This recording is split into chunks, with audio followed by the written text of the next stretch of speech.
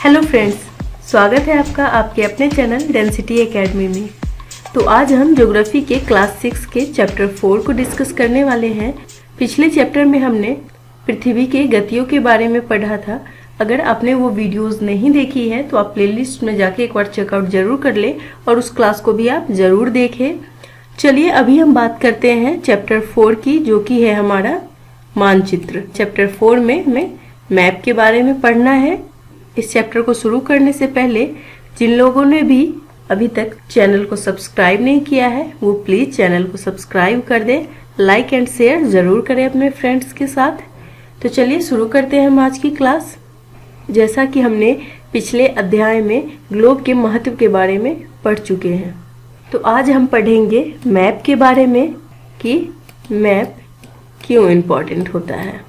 इससे पिछली क्लास में जब हमने सेकेंड चैप्टर पढ़ाया था आप लोग को, तो हमने ग्लोब के बारे में डिटेल डिस्कशन किया था। वहाँ पे हमने आपको ग्लोब के बारे में समझाया था, तो आप वो वीडियो भी एक बार देख लेना अगर आपको ग्लोब समझ में नहीं आता हो तो। अगर आती हो तो बहुत अच्छी बात है, हम इस चैप्टर को ईजिली समझ जाएंगे। चलिए कुछ बेसिक सी बातें यहाँ पे दी गई है, हम उसे पढ़ के एक बार समझ लेते हैं। ग्लोब में अध्ययन की कुछ सीमाएं होती है। ग्लोब में क्या है? अध्ययन की कुछ सीमाएं हैं कि ग्लोब में मोटा मोटी चीजें डिफाइन किया जाता है कि पूरे चीज को एक बार में ग्लोब में पूरी चीज को, पूरी पृथ्वी को डिफाइन करना थोड़ा सा डिफिकल्ट हो जाता है। तो उसके लिए क्या होता है? उसके लिए हमारे मैप की जरूरत पड़ती है। पूरे अगर पृथ्वी की हम बात करें, पूरे पृथ्वी के अध्ययन के लिए ग्लोब काफी हेल्पफुल होता है हमारे लिए। लेकिन जब हम पार्टिकुलर किसी एक जगह की बात करें, किसी भी देश की, स्टेट की, या कहीं भी विलेज या सिटी, इन सब की अगर बात करें पार्टिकुलर बेसिस पे, तो इन सब के लिए क्या होता है? हमें मैप की जरूरत पड़ती है। तो इन सब के लिए क्या होता है? हमें मैप की जरूरत पड़ती है किसी भी पार्टिकुलर चीज को दर्शाने के लिए। तो देखिए यहाँ पे क्या दिया गया है कि ऐसी स्थिति में हम मानचित्रों का उपयोग करते हैं। कैसी स्थिति में? जब भी कोई चीज पार्टिकुलर चीजों को हमें दर्शाना होता है तो उसे हम कैसे दर्शाएंगे? मानचित्र के द्वारा, मैप के द्वारा। मानचित्र जो है पृथ्वी की सतह या इसके एक भाग का पैमानों के माध्यम से चपटी सतह पर खींचा गया चित्र है। मानचित्र क्या है? पृथ्वी की सतह या इसके एक भाग के पैमाने के माध्यम से चपटी सतह पर खींचा गया एक रेखा है। पृथ्वी की सतह जो क्या है वो गोलाकार है, इसलिए इसे पूरी तरह से चपटा करना संभव नहीं है। इन्हीं बातों को यहाँ पे समझाया गया है, जो कि बहुत ही बेसिक सा कॉन्सेप्ट है। मानचित्र हमारी विभिन्न जरूरतों के लिए आवश्यक है। किन किन चीजों में हमें मानचित्र की आवश्यकता पड़ती है वो हम आगे की पैराग्राफ में देखेंगे। कुछ मानचित्र जो होते हैं वो छोटे क्षेत्र एवं कुछ तथ्यों को दर्शाते हैं। जैसे कि मान लो कहीं पे भी विलेज के बारे में ही अगर हमें कहीं पे भी मतलब छोटा सा गाँव ले लो आप, कि उसमें अगर सर्वे किया जाता है तो सर्वे में एक छोटा सा गांव है तो बेसिक सी घर है वहां पे, तो घर का एक हाउस नंबर होगा हर किसी का। तो किस डायरेक्शन में किसका घर है वो हाउस नंबर के द्वारा इंडिकेट किया जाता है उस मैप में। यहाँ से सड़क गई है उसे इंडिकेट किया जाता है। अगर मान लो किसी के घर के बगल कहीं से नदी का रास्ता है तो इन सब चीजों को जो इंडिकेट किया जाता है, बनाया जाता है, वो कहाँ बनाया जाता है? मैप के थ्रू बनाया जाता है। ठीक है, तो यही कहा गया है यहाँ पे कि मानचित्र एक छोटे क्षेत्र एवं कुछ तथ्यों को दर्शाता है। दूसरे मानचित्र में एक बड़ी किताब की तरह तथ्य हो सकते हैं। जब बहुत से मानचित्रों को एक साथ रख दिया जाता है तब एक एटलस बन जाता है। एटलस विभिन्न प्रकारों तथा अलग अलग पैमानों से खींची गई मापों पर आधारित होता है। मानचित्र से एक ग्लोब की अपेक्षा हमें ज्यादा जानकारी प्राप्त होती है। मानचित्र विभिन्न प्रकार के हो सकते हैं, जिनमें से कुछ नीचे वर्णित किए गए हैं। तो यहाँ पे कहा गया है कि जब बहुत से मानचित्र जो है वो एक साथ रख दिए जाते हैं तो वो क्या हो जाता है?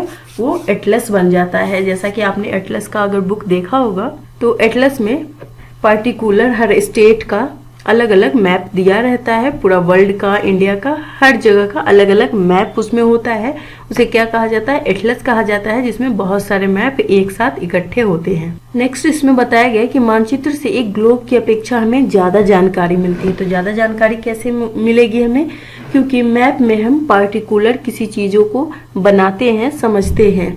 मैप में क्या है, छोटी छोटी चीजों को इंडिकेट करके दर्शाया जाता है, समझाया जाता है, उनमें सारी चीजों को बारीकी से बताया जाता है, वो हमें मैप के द्वारा पता चलता है। तो मैप कितने प्रकार के होते हैं वो हम नीचे देखेंगे। तो नेक्स्ट में हम देखते हैं कि मैप जनरली 3 प्रकार के होते हैं। फर्स्ट है हमारा भौतिक मानचित्र, जिसे हम फिजिकल मैप भी कहते हैं इंग्लिश में। इसके अंतर्गत पृथ्वी की प्राकृतिक आकृतियां जैसे पर्वत, पठारों, मैदानों, नदियों, महासागरों इत्यादि को दर्शाने वाले मानचित्र को भौतिक या उच्चावच मानचित्र कहा जाता है।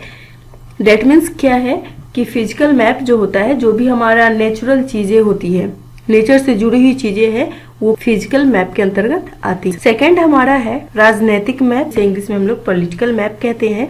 इसके अंतर्गत क्या होता है, राज्य, नगरों, शहरों तथा गांवों एवं विश्व के विभिन्न देश व राज्य तथा उनकी सीमाओं, विभिन्न देश व राज्य एवं उनकी सीमाओं को दर्शाने वाले मानचित्र जो होते हैं वो क्या कहलाते हैं, राजनीतिक मानचित्र कहलाते हैं। तो राजनीतिक मानचित्र में क्या हो गए, कोई भी स्टेट हो गए, नगर हो गए एवं उनकी सीमाओं को दर्शाने वाले जो होते हैं मैप किसके अंतर्गत आते हैं, वो राजनीतिक मैप के अंतर्गत आते हैं। उसे क्या कहा जाता है, पॉलिटिकल मैप कहा जाता है। और थर्ड है हमारा थीमेटिक मानचित्र। तो थीमेटिक मैप क्या होता है उसे हम लोग नेक्स्ट पैराग्राफ में देखते हैं। तो चलिए यहाँ हम बात करते हैं थीमेटिक मानचित्र की। थीमेटिक मानचित्र में क्या होता है कि कुछ मानचित्र विशेष जानकारियां प्रदान करते हैं, जैसे कि सड़क मानचित्र, वर्षा मानचित्र, वन तथा उद्योग आदि के वितरण को दर्शाने वाले मानचित्र इत्यादि। इस प्रकार के मानचित्र को क्या कहा जाता है, थीमेटिक मानचित्र। डेट मीन्स यहाँ पे कहा गया है कि थीमेटिक मानचित्र जो क्या है, कुछ स्पेशल जानकारी प्रदान करती है। जैसे क्या हो गया कि पर्टिकुलर सड़क का मैप है, सड़क का मैप हो गया, या वर्षा का मैप, वन या उद्योग से रिलेटेड जो भी चीजें होंगी, ये सब किसके अंतर्गत आती है, थीमेटिक मानचित्र के अंतर्गत ये सब चीजें आती है। नेक्स्ट दिया गया है कि इन मानचित्रों में दी गई सूचना के आधार पर उनका उचित नामकरण किया जाता है। जनरली मानचित्र के 3 घटक होते हैं। कितने घटक होते हैं, 3 घटक होते हैं। फर्स्ट है हमारा दूरी, सेकंड दिशा एवं लास्ट थर्ड हमारा जो है वो प्रतीक होता है। मतलब किसी भी मैप को बनाने के लिए बहुत ही इम्पोर्टेंट है, आपको डिस्टेंस के बारे में पता होना चाहिए कि डिस्टेंस किस हिसाब से मैप में हम बनाते हैं। ऐसा तो नहीं कि कुछ भी मान लेंगे। तो डिस्टेंस किस हिसाब से मैप में हम मापते हैं या निकालते हैं उसे देखेंगे, फिर डायरेक्शन को समझेंगे। उसके बाद थर्ड में है हमारा सिंबल। नदी के लिए एक अलग सिंबल होता है, ठीक है, कोई पेड़ है तो उसके लिए अलग सिंबल होगा, कोई सड़क है, मान लो कोई सड़क है तो वो उसके लिए एक अलग सिंबल का यूज किया जाएगा। तो इन सब चीजों को हम लोग मैप में कैसे यूज करते हैं, इन सब चीजों को हम लोग आगे देखेंगे। तो सबसे पहले हम बात करते हैं दूरी की। तो हम यहाँ पे दूरी के बारे में समझते हैं कि मानचित्र एक आरेखन होता है जो कि पूरे विश्व या उसके एक भाग को छोटा कर कागज के एक पन्ने पर दर्शाता है। क्या होता है, मानचित्र में एक आरेखन होता है जो कि पूरे विश्व या उसके किसी एक भाग को छोटा करके कागज के एक पन्ने पर दर्शाता है। या कह सकते हैं कि मानचित्र छोटे पैमाने पर खींचे जाते हैं, लेकिन इसे इतनी सावधानी से छोटा किया जाता है ताकि स्थानों के बीच की दूरी वास्तविक रहे। कहने का अर्थ है यहाँ पे कि डिस्टेंस जब भी हम लेते हैं किसी भी मैप में तो उसे बहुत ही सावधानी से लेना होता है, ताकि जो हमारा रियल डिस्टेंस है और जो हमने मैप में बनाया है इन दोनों में अंतर पता ना लगे। ठीक है, तो इसके लिए क्या करना होता है, तो ये तभी संभव हो सकता है जब कागज पर एक छोटी दूरी स्थल की बड़ी दूरी को व्यक्त करे। मतलब अगर मान लो रियल डिस्टेंस इतना है, लेकिन कागज पे हमें कितना व्यक्त करना होगा, उसे छोटी इकाई में दर्शाना होगा। इस तरह से मान लो कि ये 50 किलोमीटर है, ठीक है, ये 50 किलोमीटर है, लेकिन जब हम पेपर पे बनाएंगे तो इसे इतना छोटा सा है, लेकिन इसे हम कह देंगे क्या कि ये 10 किलोमीटर है। मान लो कि ये 10 किलोमीटर है। स्थानों के बीच की दूरी वास्तविक रहे, इसलिए इस उद्देश्य के लिए एक पैमाना चुना जाता है। इस उद्देश्य को पूरा करने के लिए क्या किया जाता है, एक पैमाना चुना जाता है जो पैमाना क्या होता है कि स्थल पर वास्तविक दूरी, स्थल जो होता है उस पे उसकी वास्तविक दूरी तथा मानचित्र पर जो दिखाई गई दूरी होती है, स्थल पर की जो वास्तविक दूरी होती है, रियल डिस्टेंस जो होती है स्थल की, वो और मानचित्र पर दिखाई गई दूरी या जो मानचित्र पर दिखाया जाता है दूरी, उन दोनों के बीच का क्या होता है, अनुपात होता है। ऐसा करने से वो क्या होगा कि जो हमारा रियल इमेज है वो मैप पे भी जब हम खींचेंगे तो वो रियल इमेज जैसा ही लगेगा, रियल डिस्टेंस ही लगेगा, हमें दोनों में कुछ फर्क नहीं पता चलेगा। एक एग्जाम्पल के थ्रू आपको समझाया गया है यहाँ पे कि आपके विद्यालय एवं आपके घर के बीच की दूरी 10 किलोमीटर है, जिसे मानचित्र पर 2 सेंटीमीटर की दूरी से व्यक्त किया गया है। मतलब विद्यालय और आपके घर की दूरी कितनी है, 10 किलोमीटर, लेकिन इसे व्यक्त कितना से किया गया है, 2 सेंटीमीटर की दूरी से व्यक्त किया गया है। किलोमीटर नहीं है, सेंटीमीटर से व्यक्त किया गया है। मतलब क्या है, डिस्टेंस ज़्यादा है, लेकिन हमारा मैप में जो लिया गया है वो डिस्टेंस की इकाई क्या है, बहुत छोटी है। ठीक है, और वो क्या है, वो रियल डिस्टेंस है, और जो मैप पे रियल डिस्टेंस हमारा होगा, रियल डिस्टेंस और मैप का डिस्टेंस, ये क्या है, दोनों के बीच का अनुपात है। इसका अभिप्राय है कि मानचित्र का 1 सेंटीमीटर जो है स्थल के 5 किलोमीटर को दर्शाएगा। तो 10 किलोमीटर बराबर 2 सेंटीमीटर है, तो 1 सेंटीमीटर का वैल्यू क्या हो जाएगा, 5 किलोमीटर। ठीक है, इस प्रकार पैमाने किसी भी मानचित्र के लिए बहुत महत्वपूर्ण होता है।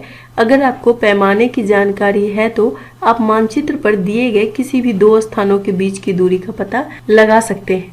जाहिर सी बात है, जब आपको डिस्टेंस के बारे में अच्छे से आप समझ जाओगे, किस हिसाब से डिस्टेंस को मैप में मापते हैं, तो आप मैप में देख के रियल डिस्टेंस इजीली बता सकते हो। नेक्स्ट पैराग्राफ की हम बात करें कि जब बड़े क्षेत्रफल वाले भाग जैसे महाद्वीपों या देशों को कागज पर दिखाना होता है, क्या है, महाद्वीपों या देशों को कागज पर दिखाना होता है, तब हम लोग छोटे पैमाने का उपयोग करते हैं। क्यों करते हैं छोटे पैमाने का उपयोग? पीछे भी मैंने आपको बताया है कि जब कोई भी बड़ी चीज हो तो उसके लिए क्या होगा, पैमाना हम छोटा यूज करेंगे, और जब कोई छोटी चीज हो, जैसे पार्टिकुलर किसी गांव या सड़क की बात हो, छोटा सा अगर हो वो डिस्टेंस, तो उसके लिए हम बड़ा पैमाने का यूज करेंगे। ठीक है, इन्हीं बातों को यहाँ पे समझाया गया है। उदाहरण के लिए मानचित्र पर 5 सेंटीमीटर स्थल के 500 किलोमीटर को दर्शाता है। ये क्या है, मानचित्र पर 5 सेंटीमीटर है, लेकिन वो स्थल पे क्या है, 500 किलोमीटर है। मतलब स्थल पर डिस्टेंस वो बहुत ज़्यादा है, 500 किलोमीटर, लेकिन मानचित्र पे किस चीज़ से इंडिकेट किया गया है उसे, कितने से, 5 सेंटीमीटर से। ठीक है, इसीलिए इसे छोटे पैमाने वाला मानचित्र भी कहा जाता है। नेक्स्ट पैराग्राफ की हम बात करें तो जब एक छोटे क्षेत्रफल वाले भाग जैसे आपके गांव या शहर को कागज पे दिखाना हो, तो जस्ट जो ऊपर मैंने अभी बताया उसके अपोजिट आपको काम करना है। मतलब गांव और शहर की बात हो, वो छोटे एरिया के अंतर्गत आ जाता है, तो उसके लिए हम क्या करेंगे, उसके लिए हमें पैमाना बड़ा लेना होगा। तो चलिए देखते हैं क्या है। तब हम बड़े पैमाना का उपयोग करते हैं, जैसे कि स्थल पर 500 मीटर की दूरी, स्थल पर यहाँ 500 किलोमीटर नहीं है, 500 मीटर है, कंफ्यूज मत होइएगा। तो स्थल पर जो है वो 500 मीटर की दूरी को मानचित्र पर 5 सेंटीमीटर से दर्शाया जाता है। इस प्रकार के मानचित्र को क्या कहा जाता है, बड़े पैमाने वाले मानचित्र कहा जाता है। जब डिस्टेंस ज़्यादा हो तो हम पैमाना छोटा लेंगे, और जब डिस्टेंस छोटा हो हमारा तो हम पैमाना बड़ा लेंगे। मैप में इन चीज़ों को आप जरूर ध्यान रखिएगा। बड़े पैमाने वाले मानचित्र छोटे पैमाने वाले मानचित्र की अपेक्षा अधिक जानकारी देते हैं। बड़े पैमाने वाले मानचित्र जो होते हैं वो क्या होते हैं, छोटे पैमाने वाले मानचित्र की अपेक्षा अधिक जानकारी देते हैं, क्योंकि उसमें सब कुछ क्लियरली लिखा होता है। अगर डिस्टेंस आपकी समझ में आ गया हो तो यहाँ डिस्टेंस से रिलेटेड एक क्वेश्चन दिया गया है, तो इस क्वेश्चन को मैं समझाती हूँ। इसके अकॉर्डिंग आप मैप पहले खुद से ड्रॉ करना और आगे मिलाना आप उसे कि आपने कितना सही बनाया है, और क्वेश्चन का आंसर भी जरूर कमेंट बॉक्स में आप लिखना। चलिए देखते हैं यहाँ पे क्वेश्चन क्या दिया गया है कि एक कुआं एवं वृक्ष के बीच की दूरी कितनी है, 5 सेंटीमीटर। कुएं और वृक्ष के बीच की दूरी 5 सेंटीमीटर है, तथा इसका मतलब होता है कि वास्तविक दूरी 50 मीटर है। इसका क्या अर्थ है कि वास्तविक दूरी 50 मीटर है, मतलब कि 1 सेंटीमीटर बराबर कितना हो जाएगा, 10 मीटर। ठीक है, अब एक पोस्ट ऑफिस ए एवं करीम के घर ई के बीच की दूरी 12 सेंटीमीटर है। तो इसका क्या मतलब हो जाएगा, ये 120 मीटर हो जाएगा, क्योंकि 1 सेंटीमीटर बराबर कितना है, 10 मीटर। इसका मतलब है कि स्थल पर यह दूरी 120 मीटर है। लेकिन आप एक पक्षी की तरह उड़कर सीधे ई से ए पर नहीं जा सकते, आपको सड़क पर चलना होगा। अब हम लोग पैदल तय की जाने वाली दूरी ई से सी, पैदल चल के कहाँ जाएंगे, पहले ई से सी, उसके बाद सी से एम, एम से बी और फिर लास्ट में बी से ए को मापते हैं। सभी दूरियों को जोड़ दे, यह करीम के घर से पोस्ट ऑफिस तक की कुल दूरी होगी। ठीक है, तो चलिए नेक्स्ट पेज में हम इसे मैप से समझते हैं कि ये क्वेश्चन में क्या कहा जा रहा है। तो देखिए यहाँ पे ये मैप ड्रॉ किया गया है, जो क्वेश्चन अभी हमने बताया उसका ये मैप है। सबसे पहले हम यहाँ पैमाना को देखेंगे। ये पूरा मैप समझने के लिए क्या करना होगा, पहले हमें पैमाना को समझना होगा कि किस बेसिस पे ये मैप ड्रॉ किया गया है। तो यहाँ से पैमाना देखिए, ये क्या है, 50 मीटर है। ये हमारा 5 सेंटीमीटर का मतलब क्या होता है, यहाँ पे 50 मीटर। तो ये हमारा लास्ट क्या दिया गया है, 50 मीटर। तो क्वेश्चन में क्या बोला गया था कि कुआं एवं वृक्ष के बीच की दूरी 5 सेंटीमीटर है। तो 5 सेंटीमीटर का मतलब क्या था, वहाँ पे 50 मीटर था। ठीक है, 50 मीटर कहने का मतलब है कि यहाँ पे एक का वैल्यू जो होगा वो 10 मीटर होगा। ठीक है, तो आइए इस फिगर को समझते हैं हम लोग। सबसे पहले देखते हैं क्या कहा गया है इसमें। ये कुआं है, ठीक है, जैसा कि क्वेश्चन में बताया गया है कि कुआं एवं वृक्ष, यहाँ पे वृक्ष है, तो इसके बीच की डिस्टेंस जो है वो क्या बताया गया है क्वेश्चन में हमारा, वो हमारा 50 मीटर बताया गया है। ठीक है, उसके बाद कह रहा है कि अब एक पोस्ट ऑफिस ए, तो पोस्ट ऑफिस है हमारा, तो एक पोस्ट ऑफिस यहाँ है हमारा मैप में दिया हुआ है। ठीक है, ये पोस्ट ऑफिस ए है एवं करीम के घर ई के बीच की दूरी 12 सेंटीमीटर है। तो करीम का घर कहाँ पे है, तो ये रहा करीम का घर। तो ये पोस्ट ऑफिस और ये करीम, तो ये ऐसे तो आ नहीं सकते हैं, ऐसे कोई रास्ता है यहाँ पे ड्रॉ किया हुआ नहीं है, तो ये ऐसे नहीं आएंगे। ये कैसे आ रहे हैं, ऐसे करके आएंगे और ऐसे करके यहाँ ये करीम के घर पे। ठीक है, तो इसका डिस्टेंस क्या दिया गया है, इसका डिस्टेंस है 120 मीटर। ठीक है, तो ये पोस्ट ऑफिस और ये करीम के घर के बीच का डिस्टेंस क्या हो गया, 120 मीटर हो गया। तो अब नेक्स्ट में हम देखते हैं क्या कहा गया है क्वेश्चन में। ई से सी पैदल तय की जाने वाली दूरी जो है वो कहा जा रहा है।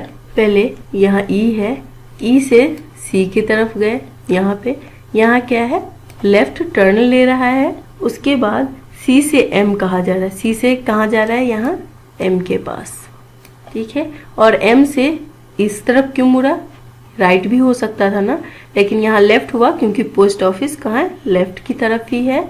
तो हमारा बी से एम, सॉरी यहाँ पे एम से बी हो जाएगा। ठीक है, उसके बाद बी से ए जाएगा, मतलब बाई रोड हो तो मैप पे हम ऐसे ही दर्शाएंगे कि ई से यहाँ डी भी दिया गया है कि बीच में शीला का घर है, तो इन सब से होते हुए वो जाएगा सी, फिर यहाँ से राइट टर्न लेके ये यहाँ एम के पास जाएगा और एम से पोस्ट ऑफिस इस तरफ है, इसलिए यहाँ से लेफ्ट टर्न लेगा और यहाँ पोस्ट ऑफिस में ये जाएगा।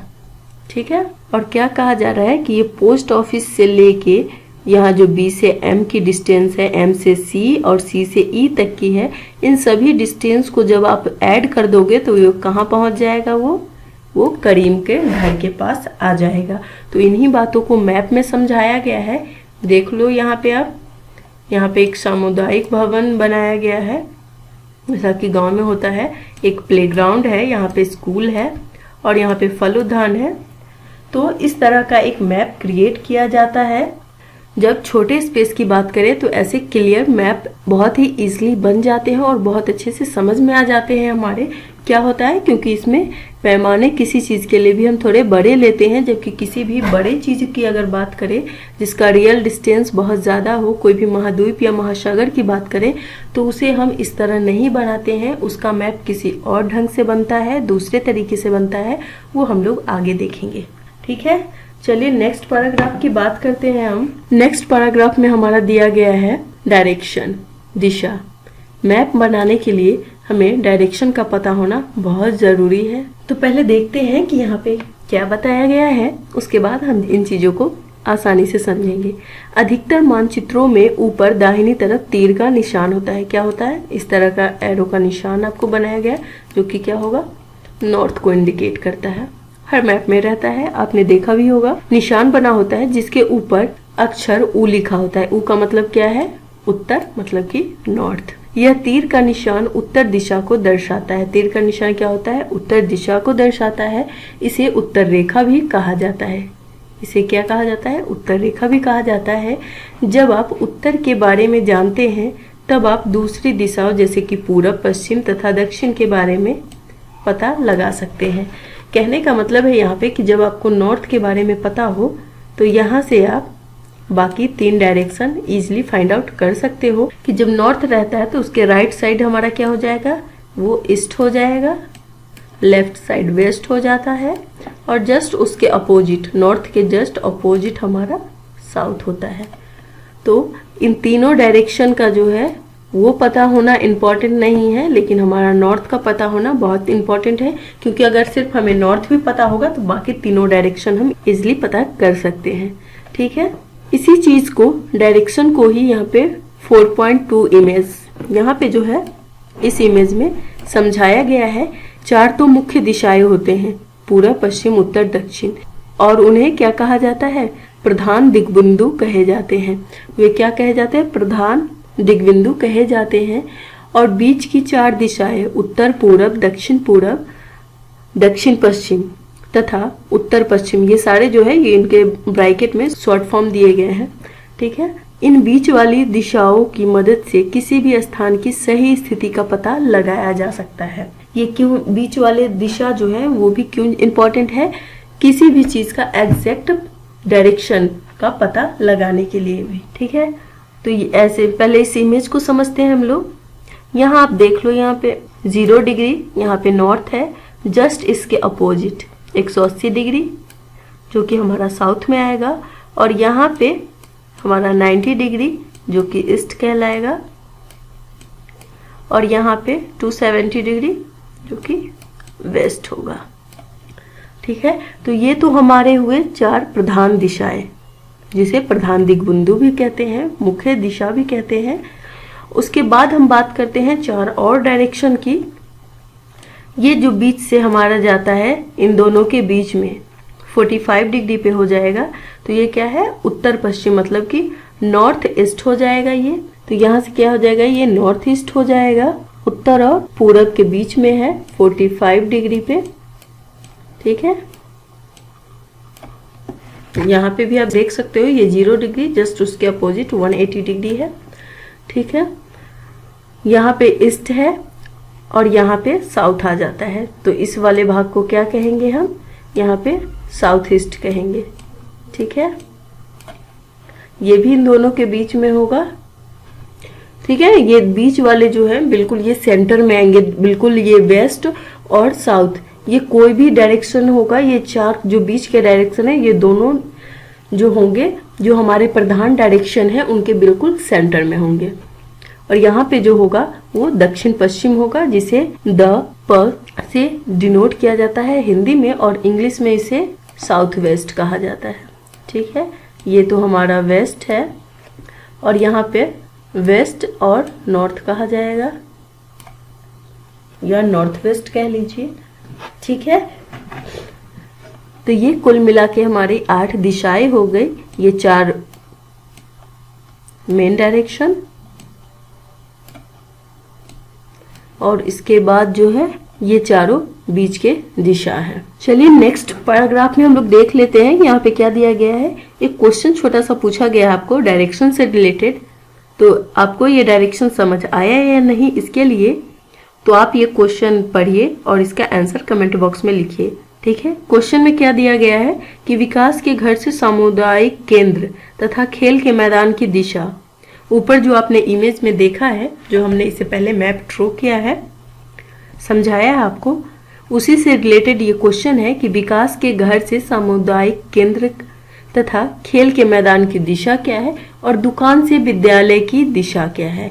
तो वो ऊपर के मैप में आप पढ़ के समझ के डायरेक्शन कमेंट बॉक्स में जरूर लिखें। अब हम लोग नेक्स्ट पैराग्राफ में देखते हैं। नेक्स्ट पैराग्राफ में दिया गया है कि हम दिक्सूचक की सहायता से किसी स्थान की दिशा का पता लगा सकते हैं। क्या चीज की सहायता से? यहाँ पे दिक्सूचक दिया गया है, उसकी सहायता से भी किसी भी स्थान का जो है वो दिशा का पता लगा सकते हैं। ऊपर के इमेज में हमने अभी देखा था। यह एक यंत्र है जिसकी सहायता से मुख्य दिशाओं का पता लगाया जा सकता है। इसकी चुंबकीय सुई की दिशा हमेशा उत्तर दक्षिण दिशा में होती है। ये जो है इसकी चुंबकीय सुई की दिशा क्या होती है? हमेशा उत्तर दक्षिण दिशा में होती है। इसलिए इस दिक्सूचक से हम लोग इजीली डायरेक्शन का पता लगा सकते हैं। ये दिक्सूचक जो है ये इसके बारे में बात की जा रही है कि ये दिक्सूचक है, ठीक है। तो यहाँ पे जो ये दिया गया है ये सुई, ये हमेशा नॉर्थ और साउथ में ही रहता है, ठीक है। इसलिए बहुत ही इजी हो जाता है हमें डायरेक्शन का पता लगाना, ठीक है। तो चलिए नेक्स्ट बात करते हैं हम लोग प्रतीक की, सिंबल की। तो मैप में सिंबल का क्या काम है, चलिए यहाँ से हम लोग समझते हैं। पीछे तो हमने बात की डिस्टेंस और डायरेक्शन की। मैप में ये तीनों चीज की बहुत ही अहम भूमिका है, इसलिए इन तीनों चीजों को आप बहुत बारीकी से समझिएगा और याद रखिएगा, ताकि आप कहीं पे भी किसी भी मैप को देखो तो आप इजीली समझ जाओ उन चीज़ों को कि किस बेसिस पे ये मैप बनाया गया है, कौन चीज़ें कहाँ है, आपको जल्दी से समझ में आ जाएगी। तो आइए यहाँ पे देखते हैं क्या दिया गया है। यह किसी भी मानचित्र का तीसरा प्रमुख घटक होता है। ये क्या है? तीसरा प्रमुख घटक है प्रतीक। पहले के दो कौन कौन से घटक थे? दूरी और डिस्टेंस। किसी भी मानचित्र पर वास्तविक आकार एवं प्रकार में विभिन्न आकृतियां जैसे कि भवन, सड़क, पुल, वृक्षों, रेल की पटरियों या कुएं को दिखाना संभव नहीं होता है। जाहिर सी बात है कि कागज पे जब बनाएंगे तो प्रॉपर सड़क है तो उसके लिए कोई ना कोई सिंबल का यूज करेंगे, पुल के लिए भी होगा, वृक्ष, रेल की पटरी, इन सब चीज के लिए क्या करेंगे? एक सिंबल का यूज करेंगे। बल्कि मैप में हम रेल की पटरी तो नहीं बनाने लगेंगे ना, उसके लिए एक सिंबल का यूज हम करते हैं मैप में जनरली, ठीक है। इसलिए वो निश्चित अक्षरों, छायाओं, रंगों, चित्रों तथा रेखाओं का उपयोग करके दर्शाए जाते हैं। ये प्रतीक कम स्थान में अधिक जानकारी प्रदान करते हैं। ये सिंबल देने से क्या हो जाता है कि स्पेस बहुत ही कम लगता है, हमारा जगह बहुत ही कम लगता है और हम समझ भी जाते हैं कि यहाँ पे क्या चीज़ है। मतलब रेल की पटरी है, कुआं है या कोई भी चीज़ है तो छोटा सा सिंबल से हम इजीली समझ जाते हैं, ठीक है। इन प्रतीकों के इस्तेमाल के द्वारा मानचित्र को आसानी से खींचा जा सकता है तथा इनका अध्ययन करना आसान होता है। जाहिर सी बात है, जब सिंबल हमें पता रहेगा कि हाँ नदी के लिए ये सिंबल यूज किया गया है तो कहीं पे भी हम मैप में जब देखेंगे तो वो हमें समझ आ जाएगा। आप कहीं स्टेशन पे भी जाते होगे तो देखते होगे एक सिंबल बनाया हुआ रहता है। कहीं पे भी अगर आपको बैठना नहीं है तो उसके लिए कहीं पे भी रेड करके क्रॉस किया हुआ रहता है। एक सिंबल का यूज किया जाता है ताकि वो कोई भी भाषा बोलने वाले लोग हैं, अलग अलग जगह के भी लोग आते हैं तो वो सिंबल देख के हर कोई समझ सकता है, ठीक है। इसलिए हर जगह सिंबल का यूज किया जाता है। अगर आप एक क्षेत्र की भाषा को नहीं जानते तथा आप किसी से दिशाओं के बारे में नहीं पूछ सकते तब आप इन चिन्हों की सहायता से इजीली सब चीजें पता कर सकते हैं, ठीक है। जब आपको वहाँ की लैंग्वेज नहीं आती है या आप किसी से नहीं पूछ सकते हो तो लेकिन आप सिंबल देख के इजीली समझ सकते हो इन चीज़ों को, ठीक है। तो चलिए यहाँ पे देखते हैं कि सिंबल किस तरह से यहाँ पे दिया गया है। रेलवे लाइन, तो बड़ी लाइन, मीटर लाइन और रेलवे स्टेशन, इन तीनों के लिए अलग अलग सिंबल यूज किया गया है। तो यहाँ पे आप देख लीजिए बड़ी लाइन है, इसके लिए ये मोटी सी लाइन खींची गई है, ठीक है। मीटर लाइन के लिए ये देख लीजिए ये सिंबल, ठीक है। और ये रेलवे स्टेशन का सिंबल है। तो ये तीनों सिंबल अलग अलग है, लेकिन जब भी इसे मैप में यूज किया जाएगा तो आपको अगर ये ध्यान रहेगा कि हाँ बड़ी लाइन के लिए ऐसी सिंबल होती है तो आप इजीली मैप में भी समझ जाओगे। पक्की सड़क, कच्ची सड़क, पक्की सड़क के लिए ये रही और कच्ची सड़क डॉटेड लाइन के द्वारा इंडिकेट करके बताया गया है कि ये कच्ची सड़क को डिनोट करती है। सीमा की बात करें तो अंतर्राष्ट्रीय, राज्य, जिला, तो अंतर्राष्ट्रीय में इस तरह का सिंबल है, राज्य में इस तरह और जिला का सिंबल इस तरह का दिया गया। नदी, कुआं, तालाब, नहर, पुल, ये नदी, कुआं का इस तरह का सिंबल है। जैसा कि हमने फर्स्ट मैप में भी समझा था, इस चीज़ों को देखा था कि कुआं के लिए ऐसे ब्लैक निशान बनाए हुए थे सर्कल में कि ये कुआं का इंडिकेट करता है। तालाब के लिए ये रहा इसका सिंबल, ये नहर और ये पुल। तो इसी तरह से सब चीज़ों का दिया गया है। आप समझ सकते हो कि किस बेसिस पे मैप को में सिंबल का यूज़ किया जाता है। पोस्ट ऑफिस, जो कि हम पीओ लिखते भी है, पीटीओ पोस्ट एवं टेलीग्राफ ऑफिस होता है, और पीएस का मतलब आप जानते हो पुलिस स्टेशन होता है। बस्ती को इस तरह से इंडिकेट किया गया है, डिनोट किया गया है। कब्रिस्तान को यहाँ डिनोट किया गया है। पेड़ और घास, पेड़ के लिए यहाँ है सिंबल, देख सकते हो ये पेड़ की तरह ही लग भी रहा है, ग्रीन ग्रीन सा है। और ये घास तो आप जानते ही हो, तो घास के लिए ऐसा ही सिंबल यूज किया है। चलिए देखते हैं हम, चलिए नेक्स्ट पेज में हम देखते हैं क्या और कुछ भी दिया गया है सिंबल से रिलेटेड। यहाँ पे एक चीज और दी गई है कि मानचित्र से जानकारी प्राप्त कर सकते हैं। मानचित्रों की एक विश्वव्यापी भाषा होती है जिसे सभी आसानी से समझ सकते हैं। इन प्रतीकों के उपयोग के संबंध में एक अंतर्राष्ट्रीय सहमति है।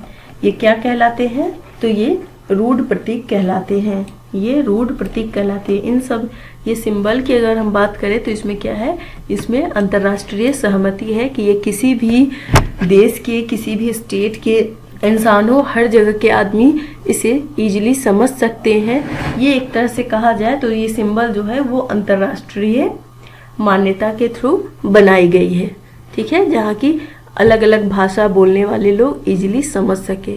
तो चलिए यहाँ पे हम लोग देखते हैं कि इस मैप में क्या समझाया गया। इस मैप में एक गांव का मैप बनाया गया है। चलिए देखते हैं। यहाँ पे जो है सबसे पहले यहाँ से समझते हैं हम, ये क्या है। ये जो लाइन है, पीछे आपने सिंबल देखा ही है, ये जो लाइन है यहाँ पे कच्ची सड़क की लाइन है, ठीक है, इसे कच्ची सड़क की लाइन है। यहाँ जो ये दिया गया है ये सब बस्ती है, ठीक है। यहाँ पे ये भी एक बस्ती का इंडिकेशन है, यहाँ पे बस्ती है।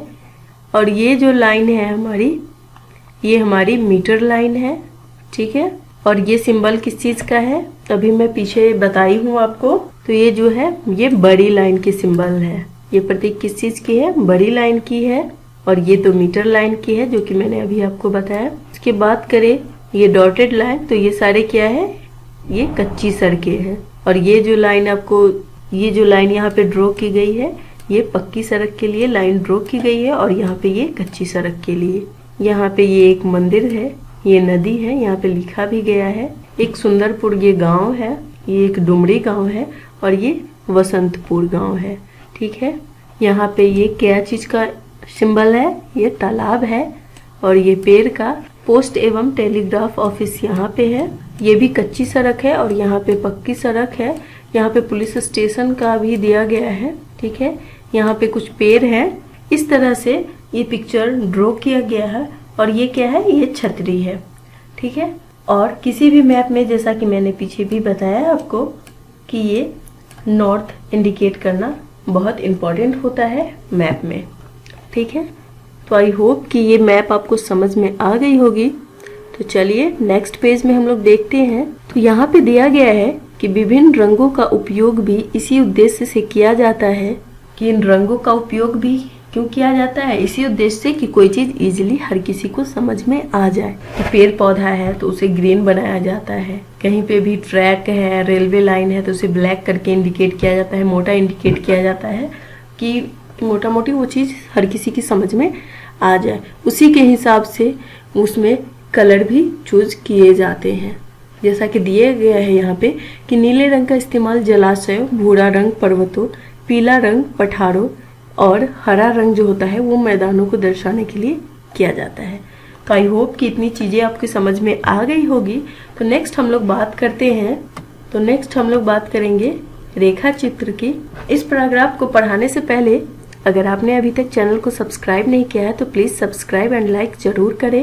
अगर आपको वीडियोस अच्छी लग रही है तो अपने फ्रेंड्स के साथ शेयर जरूर करें। तो रेखा चित्र के बारे में यहाँ पे दिया गया है कि रेखा चित्र एक आरेखन होता है। रेखा चित्र क्या होता है? एक आरेखन होता है जो पैमाने पर आधारित न होकर याददाश्त और स्थानीय प्रेक्षण पर आधारित होता है। कभी कभी किसी क्षेत्र के एक कच्चे आरेखन की आवश्यकता वहाँ के एक स्थान को दूसरे स्थान के सापेक्ष दिखाने के लिए होती है। तो ये कहा क्या जा रहा है, ये बहुत ही बेसिक सी बात है कि मान लीजिए कोई भी रेखा चित्र क्या होता है कि कहीं पे भी गांव में कोई आपसे रास्ता पूछता है तो आप बता देते हो ना कि हाँ इनके घर के पास चले जाना, यहाँ से राइट ले लेना, वहाँ से लेफ्ट। इसके लिए हम कोई मैप बनाते हैं? नहीं बनाते हैं। वो प्रॉपर एक रेखा चित्र होता है जो उसके जरिए हम बता देते हैं उन्हें, फिर हाँ यहाँ से ऐसे चले जाना, राइट हो लेना, लेफ्ट हो लेना, उनके घर के पास पहुंच जाओगे। तो यहाँ पे एक उदाहरण देके बताया गया है कि मान लीजिए आप अपने मित्र के घर जाना चाहते हैं लेकिन आपको रास्ते की जानकारी नहीं है। आपका मित्र अपने घर के रास्ते को बताने के लिए एक कच्चा आरेखन बना सकता है। इस प्रकार कच्चे आरेख को बिना पैमाने की सहायता से खींचा जा सकता है। मतलब इस आरेख के लिए क्या होता है, किसी पैमाने की ज़रूरत नहीं होती है हमें। ये एक कच्चा आरेख होता है जो कि हम अनुमान से बताते हैं कि हाँ यहाँ से 4 किलोमीटर सीधा चल लेना, 2 किलोमीटर लेफ्ट चल लेना। ये एक अनुमानित आंकड़ा होता है जिसके लिए हमें किसी भी मैप की ज़रूरत नहीं पड़ती है। इसलिए इसे क्या कहा जाता है, रेखाचित्र, मानचित्र कहा जाता है। लास्ट में हम बात करेंगे खाका की। तो रेखा चित्र के बारे में देख लिए कि रेखा चित्र क्या होता है, कच्चा आरेखन होता है। और लास्ट में हम बात करते हैं खाका की। ये खाका क्या होता है, एक छोटे क्षेत्र का बड़े पैमाने पर खींचा गया रेखा चित्र। क्या होता है, एक छोटे क्षेत्र का बड़े पैमाने पर खींचा गया रेखा चित्र जो होता है वो खाका कहलाता है। अब इसका मतलब क्या हुआ कि एक बड़े पैमाने वाले मानचित्र से हमें बहुत सी जानकारियाँ प्राप्त होती है। बड़े पैमाने वाले मानचित्र से हमें बहुत सी जानकारियाँ प्राप्त होती है, लेकिन कुछ ऐसी चीज़ें होती है जिन्हें हम कभी कभी जानना चाहते हैं, जैसे किसी कमरे की लंबाई एवं चौड़ाई। वो तो हमें मैप में नहीं बताया जाता ना, मैप में हम बनाते भी नहीं है तो उसकी पर्टिकुलर किसी कमरे की लंबाई चौड़ाई क्या है। तो उसके लिए क्या किया जाता है, उसके लिए हम खाका का यूज़ करते हैं। उस समय हम लोग बड़े पैमाने वाला एक रेखा चित्र खींच सकते हैं जिसे खाका कहा जाता है। मतलब रूम अगर 10 बाई 10 का है तो हम ऐसे 10 बाई 10 खींच के बता सकते हैं कि हाँ इस साइज़ का हमारा रूम है। तो इसे क्या कहा जाता है, इसे खाका कहा जाता है।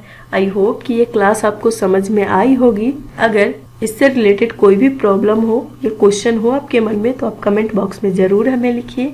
और एक बार इन मैप को ज़रूर आप दोबारा से पढ़िएगा और समझने की कोशिश कीजिएगा। खुद से इन मैप को ड्रॉ कीजिएगा कॉपी पे, ताकि चीज़ें आपको आसानी से समझ में आ जाए, आपको बार बार पढ़ने की ज़रूरत ना पड़े। Thank you for watching this video.